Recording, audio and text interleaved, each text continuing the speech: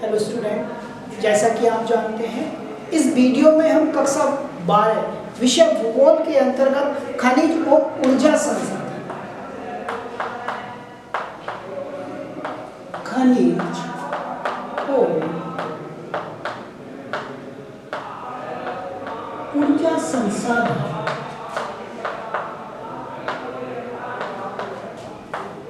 का अध्ययन करेंगे। इससे पिछले वीडियो में भी हमने इस अध्याय से जुड़ी हुई कुछ महत्वपूर्ण चीजें आपको बताई थी। आज उसी क्रम को हम आगे इस वीडियो में बढ़ा रहे हैं। बेटा, आज आपको समझना है कि भारत में खनिजों का वितरण, यानी भारत के कौन कौन से स्थान पर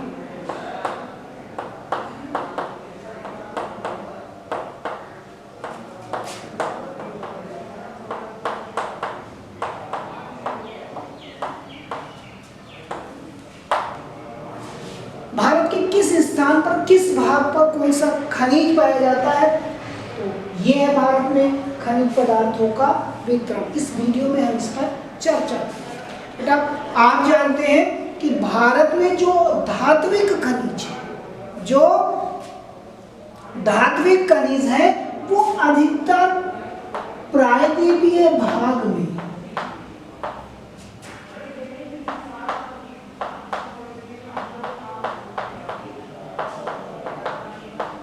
पाए जाते हैं।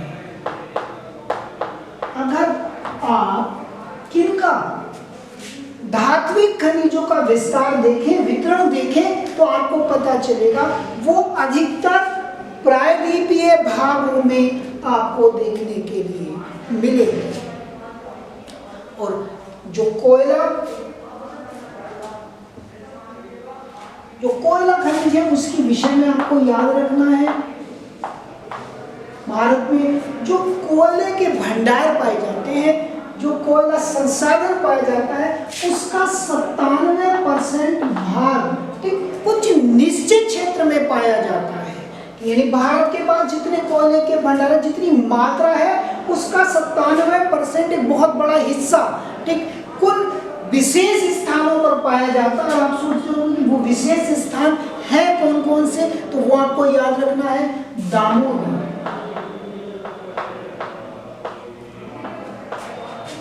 सोन, कोमल,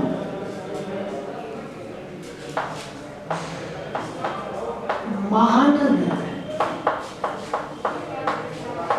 गोदावरी, इन नदी घाटियों में पाया जाता है।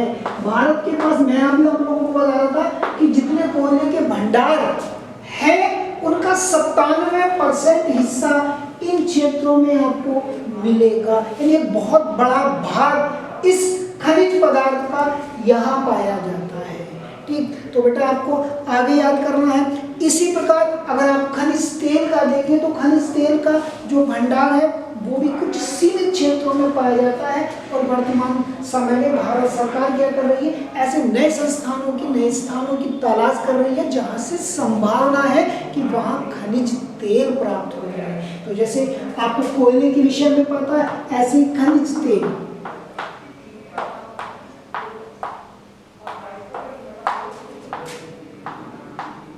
असम, गुजरात, मुंबई, ठीक, ये वो क्षेत्र हैं जहां पर खनिज तेल प्राप्त होता है। और कुछ इनके साथ साथ नवीन क्षेत्रों की भी तलाश की गई है, वहां से संभावना है कि खनिज तेल प्राप्त हो सके। ऐसे कौन से क्षेत्र हैं, ऐसे आपको याद रखना है। कृष्णा गोदावरी नदी जैसे ऐसे क्षेत्र हैं जहां पर खनिज तेल होने की क्या है, संभावना है। तो बेटा आपसे पूछा जा सकता है कि भारत के कोई 2 प्रमुख खनिज तेल उत्पादक क्षेत्रों के नाम लिखिए। तो असम में डिगबोई नहर कटिया जैसे महत्वपूर्ण क्या है, खनिज तेल उत्पादक क्षेत्र है।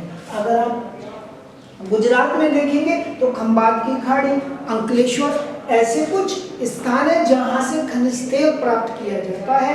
और मुंबई हाई प्रमुख तेल, कौन सा तेल, खनिज तेल उत्पादक क्षेत्र है। तो अगर ध्यान रखें, तो भारत का जो अधिकांश जो खनिज पदार्थ है वो कुछ भागों में क्या है, पाए जाते हैं। इससे आगे आपको याद रखना है, और याद ये रखना है कि ये क्षेत्र एक पट्टी के रूप में एक क्षेत्र में या एक विशेष क्षेत्र में पाए जाते हैं। तो भारत में जो एक खनिज पदार्थ है पट्टी के रूप में फैले हुए हैं, अलग अलग स्थानों पर वो कम मात्रा में प्राप्त होते हैं। तो वो कौन सी पट्टियां हैं, अब आपको आगे ये समझ में आएगी।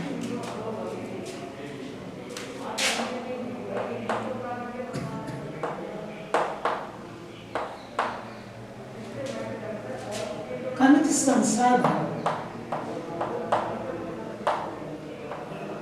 के क्षेत्र, कौन सी क्षेत्र है, एक पट्टियों में, एकाकी पट्टियों के रूप में फैले हुए प्राप्त होते हैं भारत में, और अध्ययन की दृष्टि से हम उनको कुछ भागों में बांट लेते हैं। वो कौन सा भाग है, आपको याद रखना है, उत्तर पूर्वी पठारी भाग। ये वो पट्टी है, ये वो क्षेत्र है, ये वो भाग है जिस स्थान पर अनेक प्रकार के खनिज पदार्थ पाए जाते हैं। ठीक, तो एक पट्टी, एक भाग हमने आपको बताया उत्तर पूर्वी पठारी भाग। ऐसे ही एक और क्षेत्र जहां पर खनिज पदार्थों की अधिकता है उसका नाम है दक्षिण पश्चिमी, दक्षिण पश्चिमी पठारी क्षेत्र। ठीक, एक और भाग, एक और पट्टी। इसी प्रकार आपका तीसरा एक और भाग है, एक और पट्टी है जिसको हम कहते हैं उत्तर पश्चिमी प्रदेश या क्षेत्र।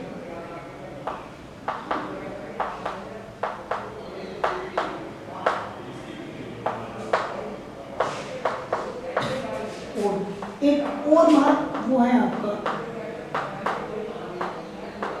हिमालयन भाग या क्षेत्र। तो भारत में ये वो स्थान है, ये वो भाग है जहां पर खनिज पदार्थों का निक्षेप पाया जाता है। जिन स्थानों पर खनिज पदार्थ आपको आसानी से प्राप्त होते हैं और अध्ययन की दृष्टि से हम उनको कुछ भागों में बांट लेते हैं, और वो भाग आपको याद रखना है, उत्तर पूर्वी पठारी भाग, दक्षिण पश्चिमी पठारी भाग, उत्तर पश्चिमी भाग और हिमालयन भाग। आपसे पूछा भी जा सकता है कि निक्षेप यानी संसाधनों के निक्षेप के आधार पर भारत में कितनी पट्टियां हैं, कितने भाग हैं। तो बेटा आपको याद रखना है उत्तर पूर्वी, दक्षिण पश्चिमी, उत्तर पश्चिम और हिमालय।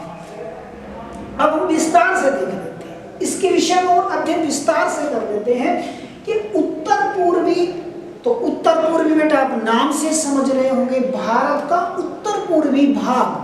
ठीक, अगर भारत के मानचित्र को आप देखें तो वहां का जो पठारी भाग है, जो पठारी क्षेत्र है, वहां पर खनिज पदार्थ बहुत बड़ी मात्रा में पाए जाते हैं। अब आप सोच रहे होंगे कि वो कौन कौन सा भाग होता है जो इसके अंतर्गत आता है। उत्तर पूर्वी भाग के अंतर्गत भारत के कुछ क्षेत्र वो मैं आप लोगों को यहाँ पर बता रहा हूँ, आपको समझना है। झारखंड,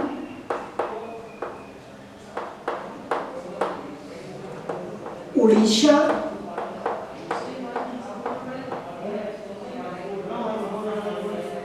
इस तरह से हम समझेंगे झारखंड,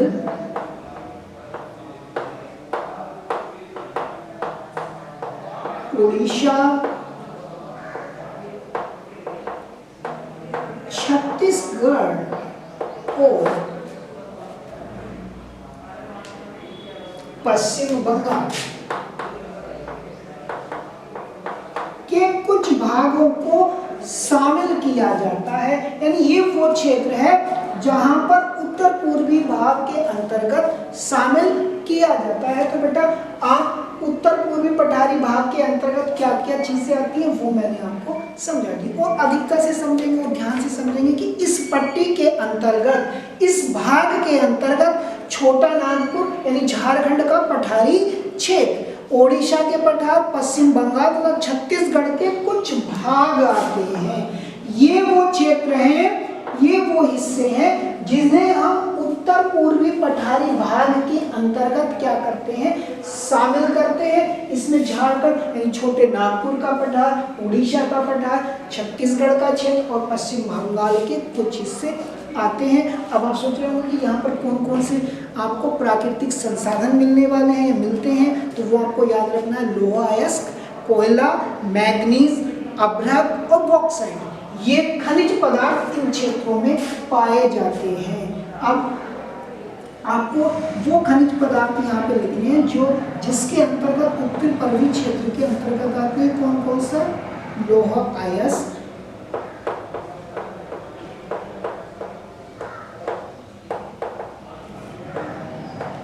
मैग्नीज,